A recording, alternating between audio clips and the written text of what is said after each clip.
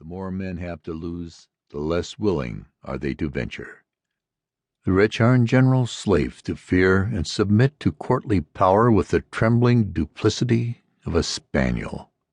Youth is the seed time of good habits as well in nations as in individuals.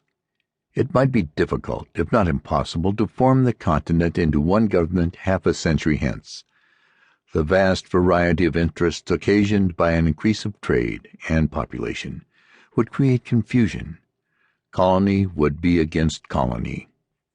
Each being able might scorn each other's assistance, and while the proud and foolish gloried in their little distinctions, the wise would lament that the nation had not been formed before. Wherefore the present time is the true time for establishing it. The intimacy which is contracted in infancy and the friendship which is formed in misfortune are of all others the most lasting and unalterable.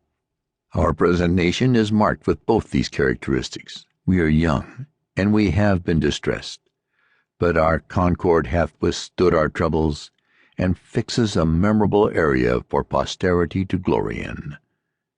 The present time likewise is that peculiar time which never happens to a nation but once, viz., the time of forming itself into a government. Most nations have let slip the opportunity, and by that means have been compelled to receive laws from their conquerors instead of making laws for themselves. First they had a king, and then a form of government, whereas the articles or charter of government should be formed first, and men delegated to execute them afterwards.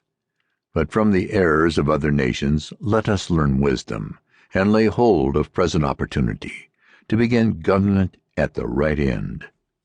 When William the Conqueror subdued England, he gave them law at the point of the sword, and until we consent that the seat of government in America be legally and authoritatively occupied, we shall be in danger of having it filled by some fortunate ruffian who may treat us in the same manner. And then where will be our freedom? Where our property? As to religion, I hold it to be the indisputable duty of all government to protect all conscientious professors thereof, and I know of no other business which government hath to do therewith.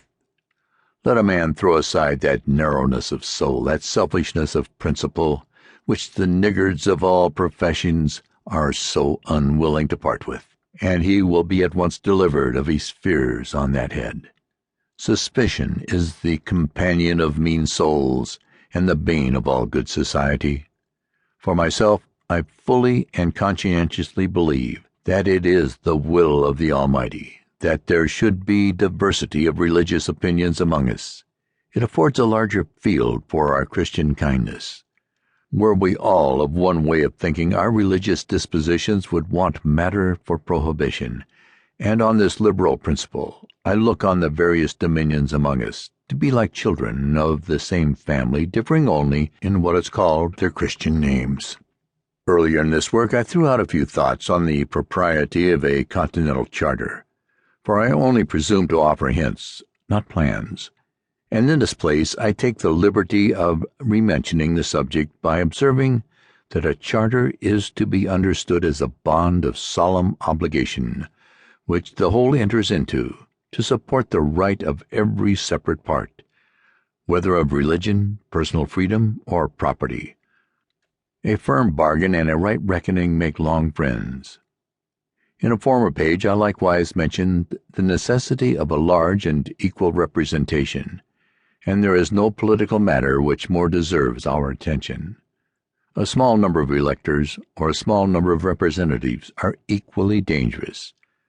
But if the number of representatives be not only small, but unequal, the danger is increased. As an instance of this, I mention the following when the Associators' petition was before the House of Assembly of Pennsylvania. 28 members only were present.